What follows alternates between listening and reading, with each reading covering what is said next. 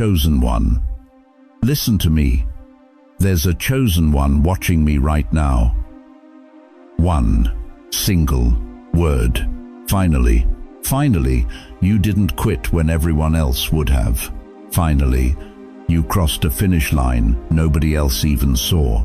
Finally, God can say about you what He's been waiting to say. And I'm here right now, in this exact moment, because you need to know what that word means for every single day you have left on this earth. See, I'm talking to someone who's been counting pills instead of blessings, someone whose knees ache every morning, someone whose kids don't call like they used to, someone who lies awake at 3 a.m., wondering if any of this mattered. You've buried friends who were supposed to be at your funeral. You've switched doctors more times than you care to count. You've moved from the house where your babies grew up. But here's what you didn't do. You didn't stop talking to God, even when He felt silent, even when the prayers seemed to bounce off the ceiling, even when you whispered, "I don't know if I can do this anymore." You still kept going. You think you just survived another year? Heaven calls it something else. Heaven calls it mission accomplished. You've been running a marathon nobody gave you credit for. Some miles you walked, some you crawled, some you didn't even remember. But right now, heaven is standing at that finish line, holding a medal with your name engraved on it, saying, "Finally, they crossed." So if something deep in your gut is whispering, "This message is about me," don't you dare click away. Don't get up to check the stove. Don't scroll past this. Type these 4 words in the comments right now. I made it this far. Because by the time we're done here, you're going to understand exactly why you made it. And the mission you've been on? It's the kind God only asks from His rarest chosen ones. Stay with me. Now let me tell you something that's going to shift everything you thought about your life. You didn't just survive the last 60, 70, 80 years. You were on assignment, a classified mission, the kind heaven only gives to a chosen few. See, most people get regular assignments from God. Go to church, raise your kids, be kind, love your neighbor. Good stuff, important stuff. But you got something different. You got the kind of mission that doesn't come with a manual, doesn't come with a parade, doesn't even come with an explanation half the time. You wake up one morning and your spouse has changed. The person you married 40 years ago is now someone you don't recognize. Anger where there used to be laughter, silence where there used to be warmth, and every bone in your body wants to walk away. But you stayed, not because it felt good, not because anybody clapped for you, but because somewhere deep inside something whispered, "Stay." That wasn't weakness, beloved. That was your mission. Or maybe your assignment looked like this: raising grandkids when you were supposed to be retired, bottles and diapers and school pickups when your friends were playing golf and taking cruises. Nobody gave you a trophy for that. Nobody wrote your name in lights. But heaven was taking notes. Let me tell you what God does with people like you. He looks across eternity and He says, "I need someone who can carry weight in secret. I need someone who won't quit when the cameras turn off. I need someone whose faithfulness doesn't depend on applause." And He chose you.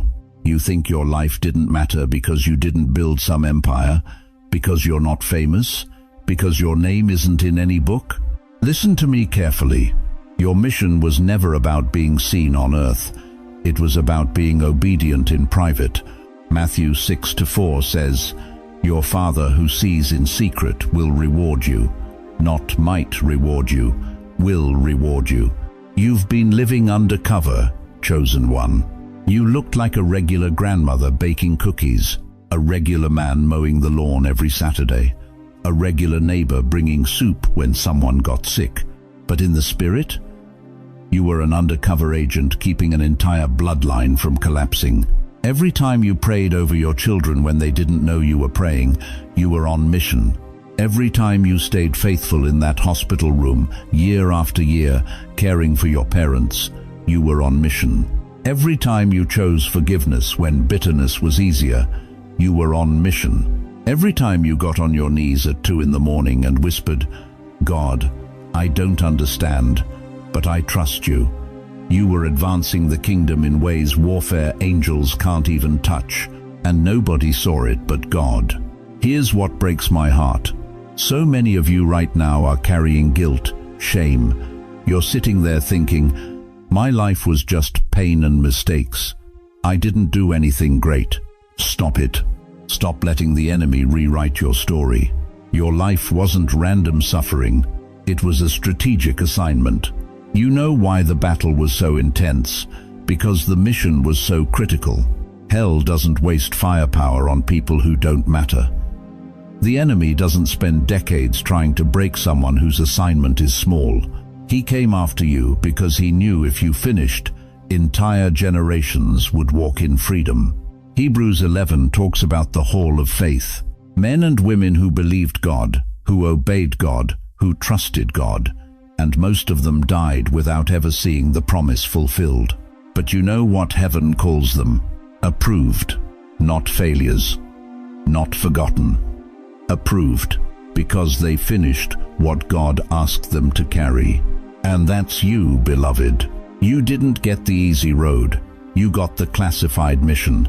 The one that required you to keep believing when nothing made sense. The one that demanded you keep praying when heaven felt silent. The one that asked you to keep loving when your heart was shattered into 1,000 pieces. And you did it. Not perfectly. Nobody does. But you did it. Let me ask you something right now. Have you ever said these words, "Nobody sees what I carry"? Have you whispered that in the dark? Have you cried that into your pillow? If you have, I want you to do something for me right now. Put your hand on your heart and say these 3 words out loud. God sees me. Say it again. God sees me. One more time. God sees me. Because he does, beloved. He sees every sleepless night, every sacrifice nobody thanked you for, every tear that fell when you were alone, every moment you chose obedience over comfort. He sees it all. And here's what you need to understand. There's one word heaven writes over people who carry this kind of private, painful, powerful mission. One word that changes everything. And when that word is spoken over your life, beloved, everything shifts. The waiting ends. The reward begins. The vindication arrives. In the next few minutes, I'm going to show you exactly what happens when heaven speaks that word over you, and why everything you've been through was leading to this very moment. Stay with me, because what comes next is going to wreck you in the most beautiful way. Listen closely, because what I'm about to tell you is going to change how you see every hard year you've walked through. Heaven didn't say finally because you're almost dead. Heaven didn't say finally because your time is running out. Heaven said finally because the hardest part of your mission, the part that broke most people, is complete. And you're still here. You need to understand something. When God speaks one word over a life, it carries the weight of eternity. When he says finally over you, he's not looking at your age. He's not counting your birthdays. He's evaluating your endurance. He's measuring your faithfulness. And what he sees in you right now is something most people never finish. Let me break this word down for you, because finally isn't just relief. It's a declaration. Finally, your heart stayed soft through betrayals that should have turned you to stone. People you loved walked away. People you trusted lied to your face. People you raised turned their backs. But you didn't harden. You didn't build walls so thick that God couldn't reach you. You stayed tender. You stayed open. And that alone is a miracle. Finally, you didn't curse God when your body started hurting in ways you never imagined. Your knees gave out. Your back aches every morning. You take pills just to get through the day. But you never shook your fist at heaven. You never said, "God, you failed me." Finally, you kept interceding for that child who won't come home, for that spouse who doesn't understand you, for that friend who drifted away. You prayed when it felt pointless. You prayed when you saw no change. You prayed when every logical person would have said, "Give up." You kept standing in the gap, and heaven recorded every single prayer. Finally, you forgave people who never apologized. You released people who never asked for release. You let go of bitterness when bitterness would have been easier to hold. Do you know how rare that is? Do you understand what it takes to forgive without an apology? That's not human strength. That's Holy Ghost power moving through exhausted bones. Now hear me clearly. Many people started this mission. Many people began the race you're on, but most of them quit. Most of them walked away when it got too hard, too painful, too long. But you didn't. You're one of the few, the rare ones who finished. 2 Timothy 4, verse 7. Paul said it this way, "I have fought the good fight. I have finished the race. I have kept the faith." Paul didn't say, "I did everything perfectly." He said, "I finished." And that's exactly what God is saying over you right now. Some of you feel like you're sitting in a hospital gown, weak and worn out. But in the spirit realm, you're wearing a graduation robe. You're wearing a cap.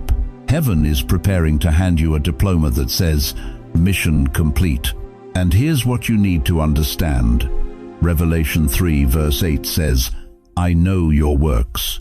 See, I have set before you an open door, and no one can shut it." God doesn't open doors for quitters. He doesn't give new assignments to people who abandoned the last one. But you? And because you finished, God is about to open a door in front of you that no devil, no sickness, no disappointment, and no person can close. Heaven is not clapping because you were perfect. Heaven is not clapping because you never stumbled. Heaven is clapping because you didn't quit. And God is looking at you right now saying, "Finally, finally, my chosen one finished the mission." Do you feel that? Do you feel the weight of those words landing on your spirit? That's not me speaking. That's heaven confirming what you've been wondering about for years. Did any of this matter? Did God see me? Was I just surviving, or was I doing something that counted?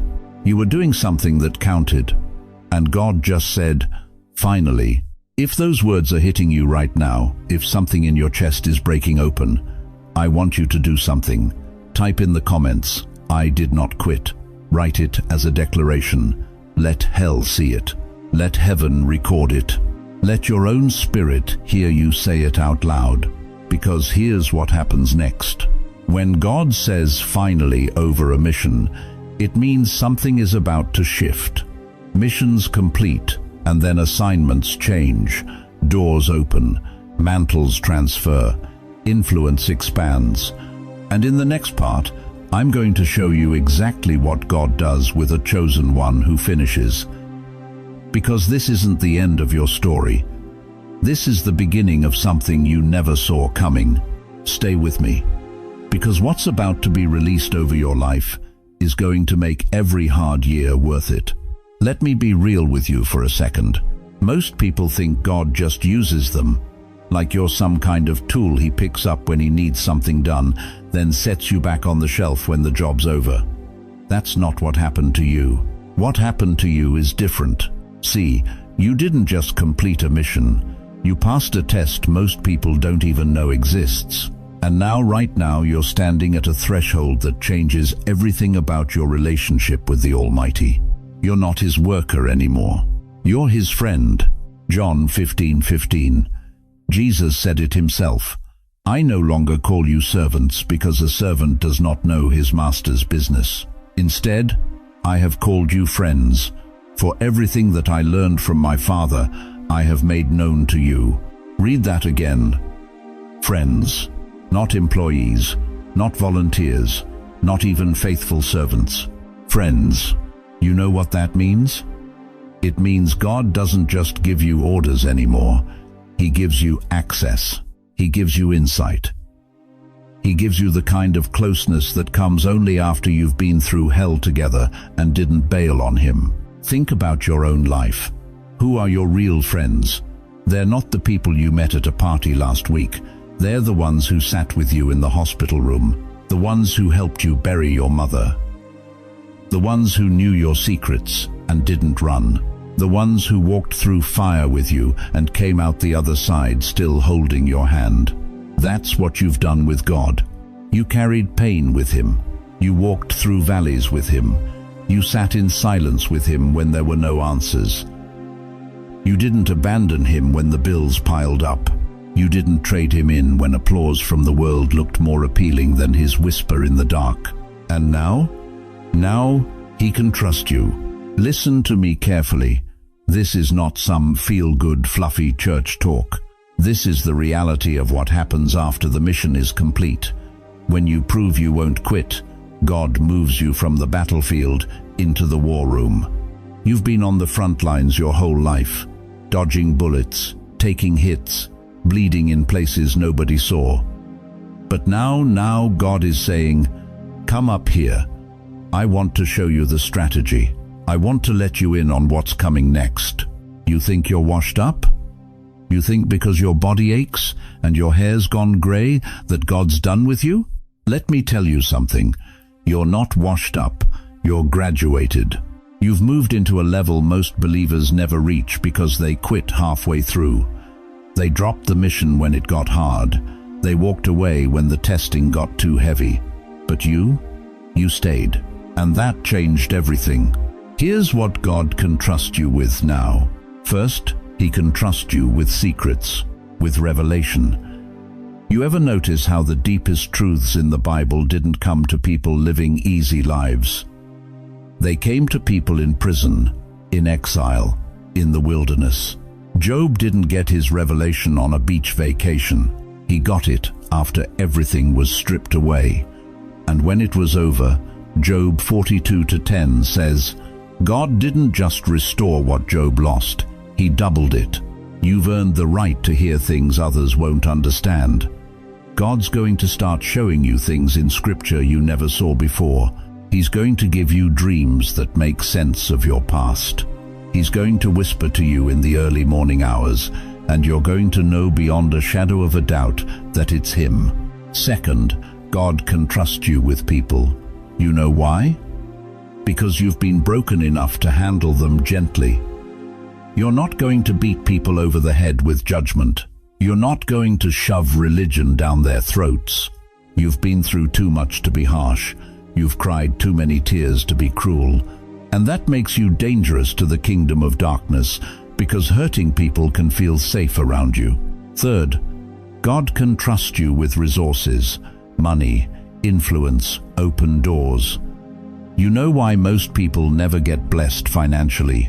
Because God knows they'll worship it. But you've lived long enough to know money doesn't save you. Comfort doesn't heal you. Applause doesn't fill you.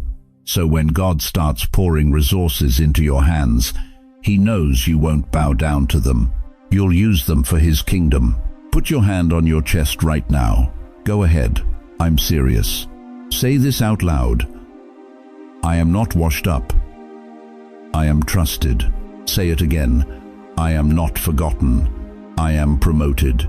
One more time. I didn't just survive. I graduated. You feel that shift? That's not just emotion. That's the Spirit of God confirming what heaven already declared over you. But here's the thing most people don't understand. Many started the same mission you started. They had the same calling, the same potential, the same anointing, but they didn't finish. They quit when the pain got too deep. They walked away when the sacrifice got too costly. They abandoned the mission halfway through because nobody was cheering for them anymore. But you didn't. And that's why you're here right now, hearing this word. In the next part, I'm going to show you exactly why most people never finish the mission and why you did. And when you hear it, it's going to shock you, because the answer isn't what you think. Stay with me. We're just getting started. Now listen, I need to tell you something that might sting at first, but it's going to set you free. You are standing in a room that used to be crowded. Look around. Where did everybody go? You started this race with people, family members, friends from church, neighbors who used to pray with you on Sunday mornings, people who made promises to God right alongside you. But somewhere along the way, they dropped out. And I know you've asked yourself 1,000 times, why am I still here? Why didn't I quit like they did? Here's the truth nobody wants to say out loud. Most people don't finish because they wanted comfort more than calling. They wanted the blessing without the breaking. They wanted the crown without the cross. They signed up for a gospel that felt good, not a gospel that cost them everything. When life stopped making sense, they walked away. When prayers went unanswered for too long, they said, I'm done.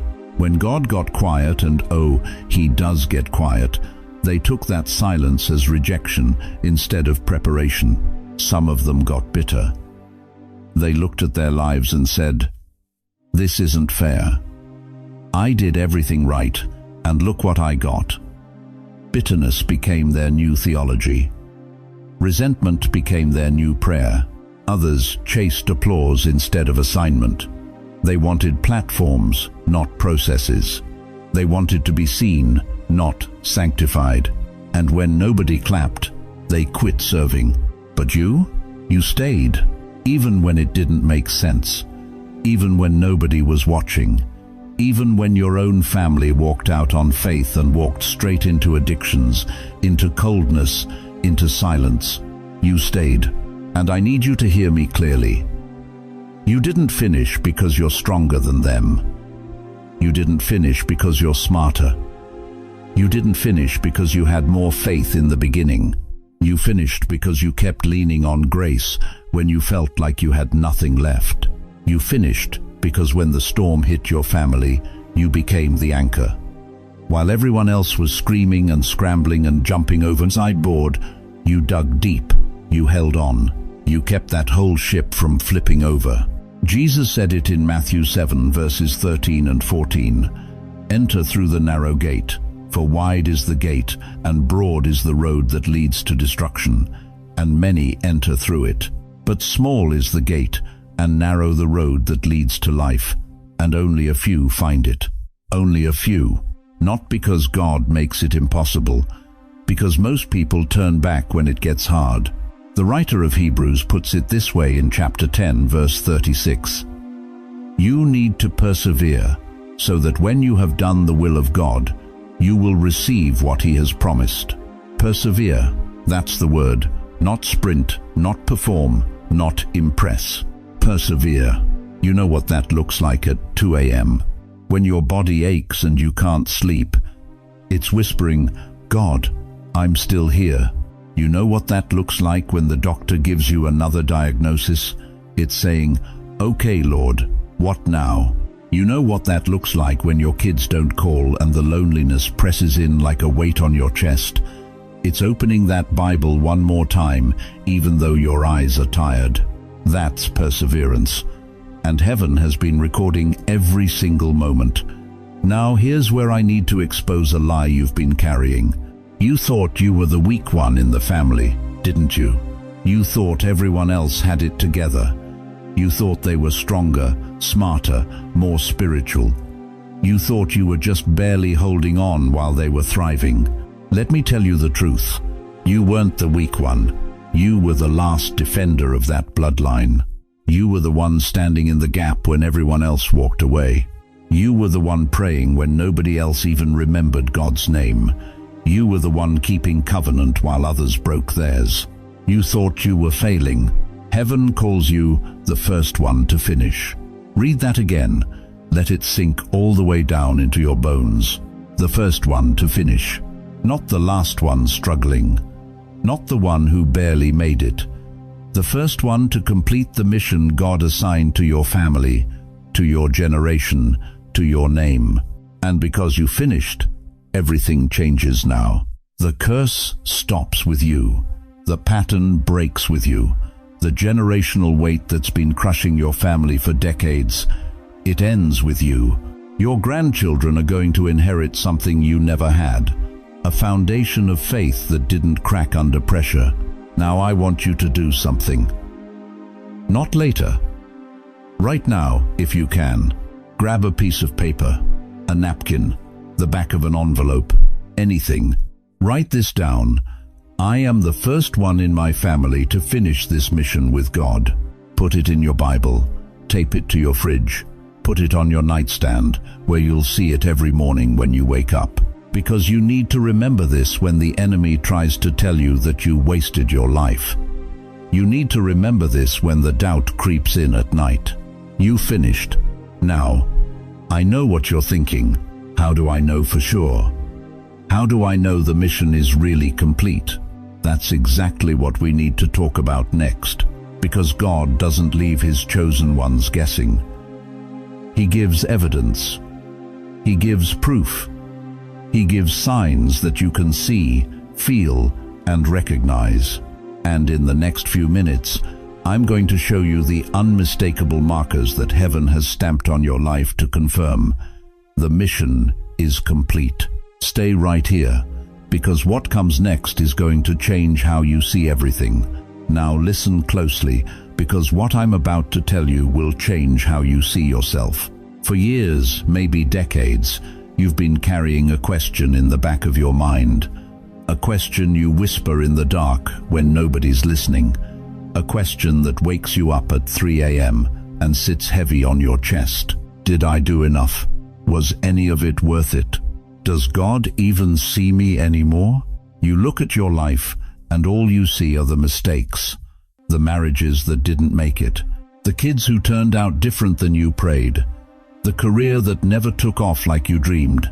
The body that's failing you now when you need it most. But here's what heaven sees. And I need you to hear this with everything in you.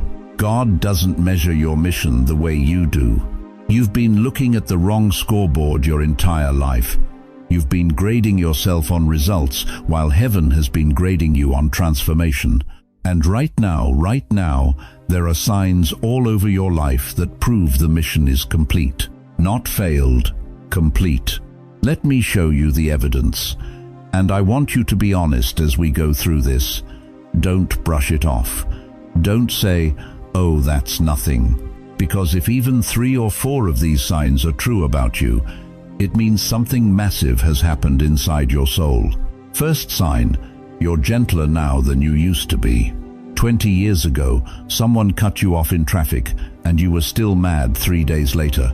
Now, you let it go before the next red light. Your grandkids spill juice on the carpet and instead of exploding, you just smile and grab the paper towels. Something shifted. The anger that used to control you doesn't have the same grip anymore. That's not age, that's fruit. Galatians 5:22 says the fruit of the Spirit is gentleness. God planted that seed decades ago, and it finally grew. Second sign, you forgive faster. You don't hold grudges like you used to. That relative who wronged you 5 years ago, you've let it go. Not because you're weak, because you're free. You learned something most people never learn. Bitterness costs more than forgiveness ever will. Jesus said in Matthew 6:14, "If you forgive others, your Father will forgive you." You stopped keeping score. That's a finished soul. Third sign, you don't chase the spotlight anymore. There was a time you wanted people to notice you, to applaud you, to validate you. But now you'd rather sit in your quiet room with God than be in front of a crowd. You crave His presence more than their praise. That's not loneliness. That's maturity. That's what happens when the mission rewires your heart. You've tasted real intimacy with the Father, and everything else tastes like cardboard. Fourth sign, drama exhausts you. You used to get pulled into every family argument, every neighborhood feud, every workplace battle. Now, you walk away. Not because you don't care, because you finally understand that peace is worth more than being right. Hebrews 12:14 says, "Pursue peace with all people." You stopped fighting battles God never asked you to fight. That's wisdom. That's evidence of completion. Fifth sign, your prayers changed. Remember when your prayers were a wish list? God, give me this, fix that, change them. Now your prayers sound different. Now you whisper, your will be done. You stopped demanding outcomes and started trusting the one who sees the whole picture. That shift from controlling to surrendering, that's the sign of a soul that finally understands. The mission was never about getting what you want. It was about becoming who He called you to be. Sixth sign, you care more about souls than stuff. You don't care about the new car anymore. You don't care about impressing the neighbors. You care about whether your kids know Jesus. You care about whether your friend is okay.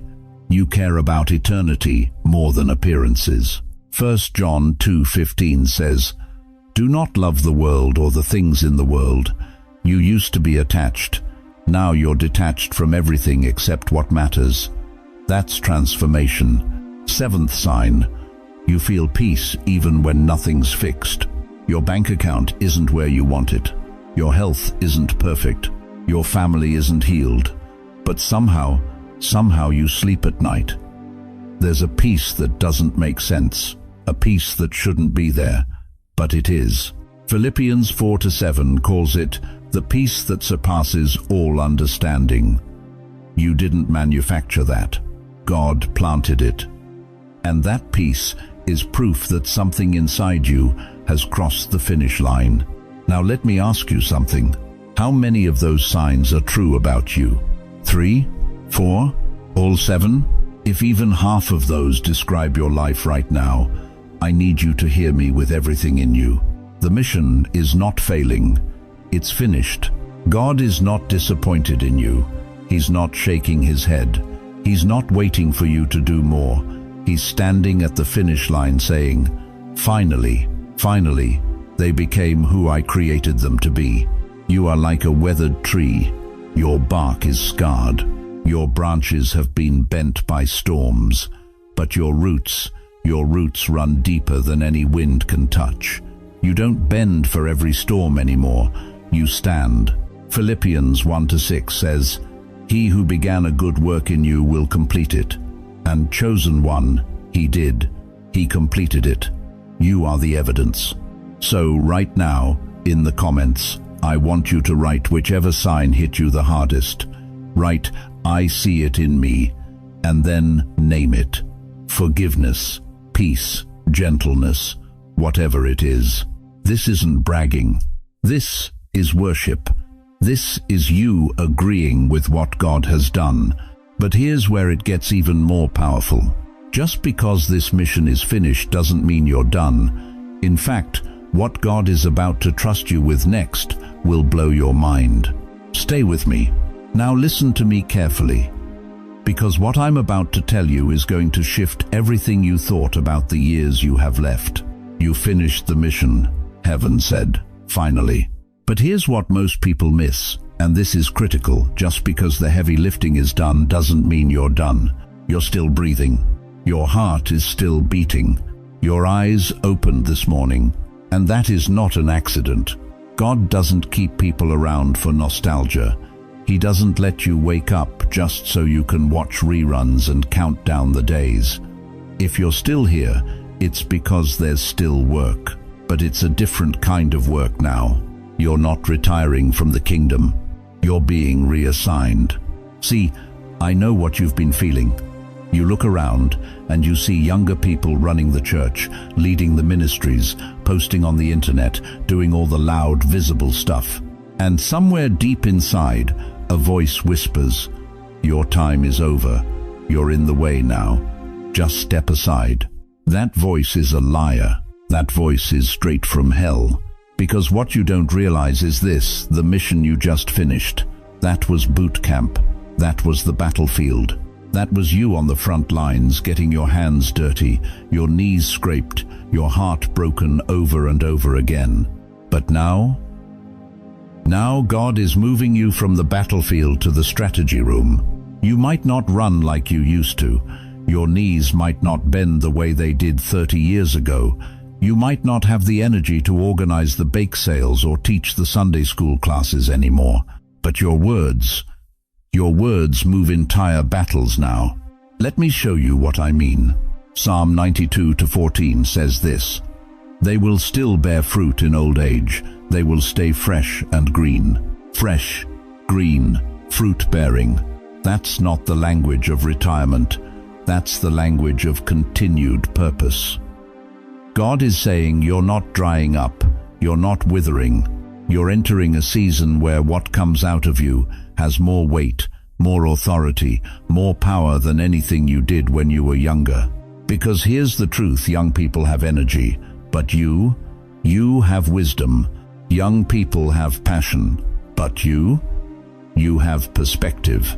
Young people have dreams, but you've seen God come through when dreams died and still found a way to stand back up. That is irreplaceable. God has positioned you now as a spiritual grandparent, not in title, but in function. You are the one who sits across the table from a young believer who's about to make the same mistake you made 40 years ago, and with one sentence, you change their entire trajectory. You are the one who prays differently now. Your intercession isn't frantic anymore. It's not loud. It's not desperate. It's settled. It's deep. It's prophetic. You pray 3 words and heaven moves because you've earned the authority to speak with that kind of weight. You are the one whose quiet presence in a family decision shifts everything. You don't have to argue. You don't have to fight. You just speak truth. And the room realigns. This is Titus 2 inches action. Older men teaching younger men. Older women teaching younger women. Not from a podium, not from a stage, but from a life that's been tested, broken, rebuilt, and still standing. You think that's small? You think that's meaningless? Let me tell you something. There are generals who never fire a shot, but win entire wars because they understand strategy. There are coaches who never step on the field, but produce championship teams because they know how to see what others can't. That's you now. God moved you off the field, not because you're finished, but because He needs you in a higher seat. A seat where your words carry more weight than your actions ever did. A seat where your prayers shake nations. A seat where your wisdom protects generations. You are not being put on a shelf. You are being put in a high seat. And here's what I need you to do right now. I need you to say this out loud. Don't just think it. Don't just nod along. Open your mouth and declare it. I am not retiring from the kingdom. I'm being reassigned. Say it again. I am not retiring from the kingdom. I'm being reassigned. Because the moment you speak that, something shifts. The lie loses its grip. The doubt loses its voice. And you step into the assignment that's been waiting for you. God didn't bring you this far to bench you. He brought you this far to elevate you. Your new assignment might look quieter. It might feel smaller. But it is infinitely more powerful. Because now you're not just living for yourself. You're living as a bridge. A bridge between what was and what's coming. A bridge between the old guard and the new generation. A bridge between heaven's promises and earth's reality. And every single day you're still here. You're fulfilling that assignment. But I know there's still something gnawing at you. Something you haven't been able to shake. That voice that whispers late at night when you're alone with your thoughts. You wasted your life. You didn't do enough. You failed the people who mattered most. That lie has been sitting in your chest like a stone for too long. And in the next part, we're going to confront it head on. We're going to take that lie, drag it into the light, and break it into pieces. Because you need to be free from that weight before you can fully step into what God has next. Stay with me. Now let me tell you something that might sting at first, but it's going to set you free. There's a lie that's been sitting in your chest for years, maybe decades. A lie so heavy you can barely breathe some nights. And that lie whispers the same poison over and over again. You wasted your life. It shows up at 2 a.m. when you can't sleep. It creeps in when you're sitting alone at the kitchen table. It screams at you when you look back at the choices you made, the roads you didn't take, the person you thought you'd become. I should have been a better parent. I should have saved more money. I should have done something big for God when I was young. You replay the arguments with your kids, the job you quit, the marriage that fell apart, the ministry you never started, the dream that died somewhere between bills and broken promises. And the enemy, oh, the enemy loves this, because he knows something you don't see yet. He knows that regret is the only weapon left that can stop you now. He can't take your salvation. He can't undo what Christ did on the cross. But if he can convince you that your life was a waste, he can rob you of the most fruitful years you have left. He can steal your peace, your joy, your authority, your final harvest. So he whispers, too late, too broken, too much damage done. But here's what I need you to hear, and I need you to hear it all the way down in the marrow of your bones. God knew every choice you would make, every wrong turn, every mistake, every moment you fell flat on your face. And yet, listen to me, yet he still chose you for this mission. Not in spite of your story, because of it. You think God is shocked by what you did. You think he's up in heaven wringing his hands saying, "Oh no, I didn't see that coming, chosen one." He saw it all before you were born, and he still said, "That one. I'm choosing that one." Romans 8:28 says it plain. And we know that all things work together for good to them that love God, to them who are the called according to his purpose. All things, not some things, not just the pretty things, not just the Sunday morning things. All things, the divorce, the bankruptcy, the prodigal child, the addiction you fought, the years you walked away, the friends you lost, the guilt you carried. God takes it all, every shattered, jagged, blood-stained piece, and he works it together for good. You want to know what that looks like? It looks like a mosaic. Your life isn't a perfect painting. It's not a flawless tile hanging on a museum wall. It's broken pieces, cracked edges, fragments that don't seem to fit. But in the hands of the master, those broken pieces become something more beautiful than perfection ever could be. Because a mosaic shines differently. Light hits the cracks and reflects in ways that smooth glass never will. Your scars tell a story. Your pain preaches a sermon. Your survival shouts louder than any sermon ever could. And God says in Joel 2:25, "I will restore to you the years that the locust hath eaten." He doesn't just heal days, chosen one. He heals decades. He doesn't just redeem moments. He redeems lifetimes. So when the enemy whispers, "You wasted it all," heaven roars back, "I'm not done with them yet." Because here's the truth that's going to wreck you in the best way possible. Your mission was never to be perfect. Your mission was to cling to him. And you did. Through the hospital stays and the funeral homes, through the sleepless nights and the empty bank accounts, through the times your faith felt like a thread about to snap, you held on. You didn't do it perfectly. You didn't do it gracefully. Some days you barely did it at all. But you did it. And heaven has been watching, recording, remembering every single moment you whispered his name when you had nothing left. So let me say this slowly, and I need you to let it sink all the way in. You did not waste your life. Somebody sitting in that chair right now needs to hear that like medicine poured into a wound. You did not waste your life. Heaven is standing while you sit there wondering if it mattered, and God is whispering over you right now, finally, they finished. Finally, they're going to see what it was all for. The tears you cried, seeds, the prayers you prayed, weapons, the years you endured, training. You were never just surviving, chosen one. You were completing a mission that only you could finish. A mission so specific, so sacred that God couldn't trust it to anyone else. And now, right now, I need you to do something.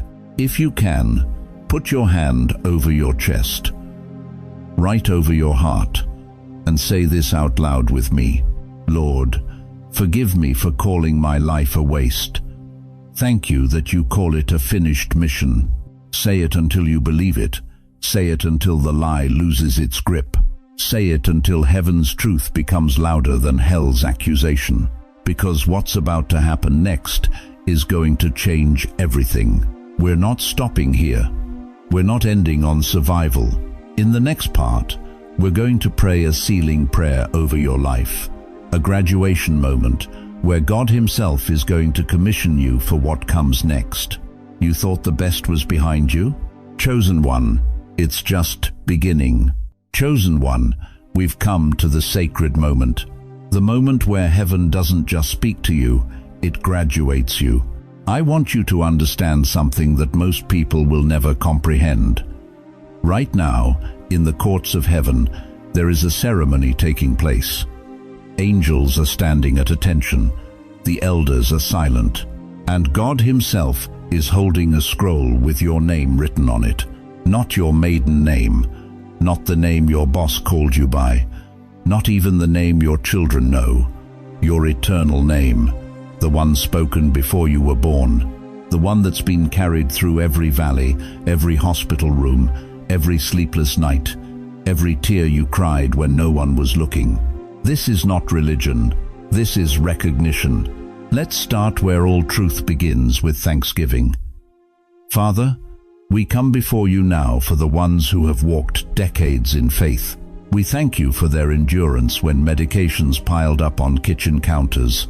We thank you for their faithfulness when Social Security checks barely covered the rent. We thank you that when their bodies began to fail them, their spirits refused to quit. We thank you that even when friends stopped calling and children got too busy, they kept talking to you. Decades, Lord. Not days, not months. Decades of showing up, decades of believing when believing hurt. We thank you for that kind of rare, weathered faith. Now here's what I need you to do. In the quiet of your heart, I want you to confess something you've been carrying. Confess the feeling that maybe you failed. Confess the regret that eats at you at 2 a.m. Confess the voice that whispers, you should have done more, you should have been better, you wasted too much time. Confess the shame of feeling invisible, of feeling like you don't matter anymore, of wondering if anyone even notices you're still here. God sees it. He's not shocked by it. He's been waiting for you to hand it to Him. Because here's what we're going to do next. We're going to renounce the lies. Out loud if you can. In your spirit if you must. I renounce the lie that I wasted my life. I renounce the lie that I'm useless now. I renounce the belief that my best days are behind me. I reject the accusation that I didn't finish strong. I reject the whisper that says God is disappointed in me. Those are lies from the pit of hell, and they have no authority over a chosen one who finished the mission. Now listen to me very carefully. I'm about to read heaven's verdict over your life. Not my opinion, not some feel-good motivational speech. This is what the courts of heaven have decreed. Mission completed. Assignment fulfilled. Reassignment granted. You hear that? Reassignment. You're not done. You're not retired from the kingdom. You're not sitting on the bench waiting to die. You've been reassigned. God doesn't waste His veterans. He repositions them. Matthew 25-21 says, "Well done, good and faithful servant. You have been faithful over a few things. I will make you ruler over many things. Enter into the joy of your Lord." That's not future tense for you. That's right now. You've been faithful. The well done isn't waiting for you in heaven. It's being spoken over you today. And Isaiah 46:4, God says, "Even to your old age and gray hairs, I am He. I am He who will sustain you. I have made you, and I will carry you." I will sustain you and I will rescue you. You think God carried you this far just to drop you at the end? He's not done carrying you. He's just getting started showing you what the finish line actually unlocks. Now, if you're able, I want you to do something. Open your hands. Just open them like you're receiving something. I don't care if someone's in the room.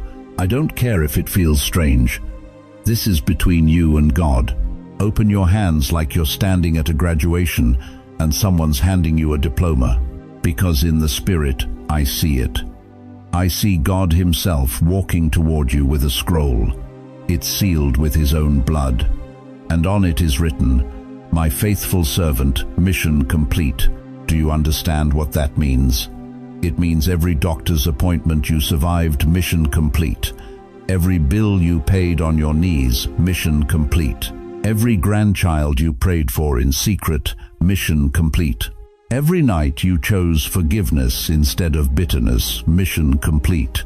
Every morning you woke up and said, "Okay, God, one more day, mission complete." You didn't just survive, you graduated. And now I'm going to speak this blessing over the rest of your days, however many or few they may be.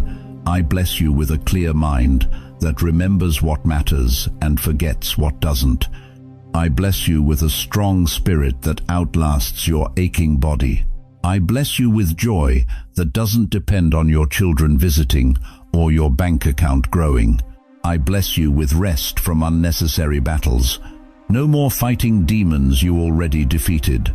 No more wrestling with guilt God already forgave. I bless you with divine opportunities to pour your hard-won wisdom into others. People will cross your path, and they won't know why they feel safe with you.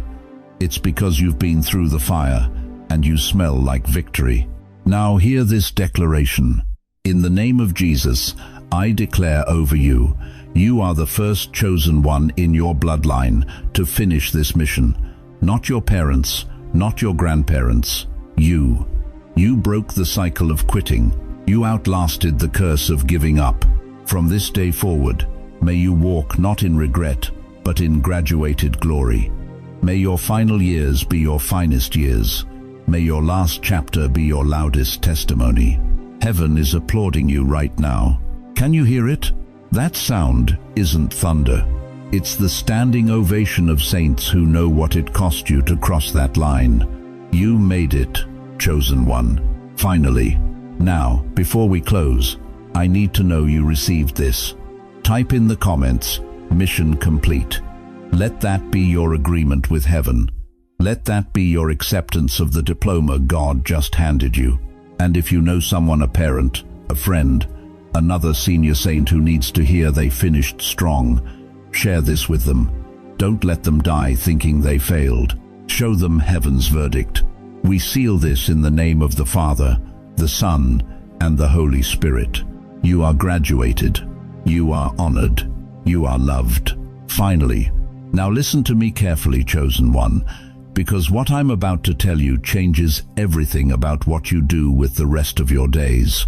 This word, finally, that heaven spoke over you, it wasn't whispered in secret so you could keep it to yourself. It wasn't declared over your life just so you could feel good for an afternoon and then go back to your recliner. No, you are now a carrier. You're carrying something that somebody else is dying to hear. Right now, there's a daughter who thinks she's failed as a mother. There's a son who believes his best years are behind him. There's a neighbor sitting 3 doors down who whispers every night, "Maybe my life is over. Maybe I missed it all." And you who just heard heaven say, finally, over your story, you have what they need. 2 Corinthians 1-4 says it plain. God comforts us in all our troubles so that we can comfort others. When they are troubled, we will be able to give them the same comfort God has given us. You didn't survive cancer just for yourself. You didn't make it through bankruptcy just to balance your own checkbook. You didn't bury your spouse and keep breathing just so you could watch game shows alone. Every single thing you endured was preparing you to look someone else in the eyes and say, I know it feels like you won't make it, but I'm proof that you will. That's the mission heaven is handing you right now. And I need you to understand something. This is urgent, because while you're sitting there wondering if you still matter, there are people in your life who are one bad diagnosis away from giving up, one more rejection letter away from quitting, one more sleepless night away from believing the lie that they're finished. But you're the living, breathing answer to their prayer. So here's what I'm asking you to do. Not tomorrow, not when you feel ready, right now. First, I want you to write down 3 ways God has kept you through the years. Not big theological statements, just the raw truth. The time the money showed up, the morning you woke up and the pain was less. The phone call that came right when you needed it. Write it down. Because Revelation 12:11 tells us, we overcome by the blood of the Lamb and the word of our testimony. Your testimony is a weapon. Use it. Second, I want you to start praying for one younger person God brings to your mind. Maybe it's a grandchild. Maybe it's the cashier at the grocery store who always looks tired. Maybe it's someone at church you barely know. Ask God to show you who needs the torch you've been carrying, because you didn't carry fire through storms just to let it go out now. Third, speak a blessing over your home every single morning. Out loud. Don't just think it, say it. This house is covered by the blood of Jesus. Peace lives here. Hope lives here. Finally lives here. Numbers 6:24 says, "The Lord bless you and keep you. Speak it until the walls remember it." Now here's the part I need you to hear with everything in you. Don't let this word die in your living room. Don't let finally become something you heard once and forgot by Tuesday. There is someone right now who is scrolling through their phone at 2 a.m., looking for a reason not to give up. And this message, this exact message, could be the thing that pulls them back from the edge. So I'm asking you, share this. Send it to the person who's been saying, maybe my life is over. Tell them, God said, finally over me, and He can say it over you too. Type in the comments right now, finally, I finished with God. Let heaven and earth see it. Let the enemy know he lost. Let someone else scrolling through find your comment and realize they're not alone. Like this video. Not for me, for the algorithm that's going to push this into the feed of someone who's about to quit. Share it, because this isn't about numbers. This is about not letting a divine word stay trapped in your living room when it was meant to set somebody free. And listen, your journey with God did not end at retirement. It didn't end when you sold the house. It didn't end when the kids moved away. You are still here for a reason, and that reason is standing right in front of you, waiting for you to say yes. Stick around with us. Subscribe, because there's more heaven wants to unpack with you. More revelation, more confirmation, more mission. You are not done. You are finally beginning to see what you were built for. So here's how I'm leaving you today. God is leaning over your life right now. He's smiling, and He's saying, finally, you finished. Now watch what I do with the years you have left.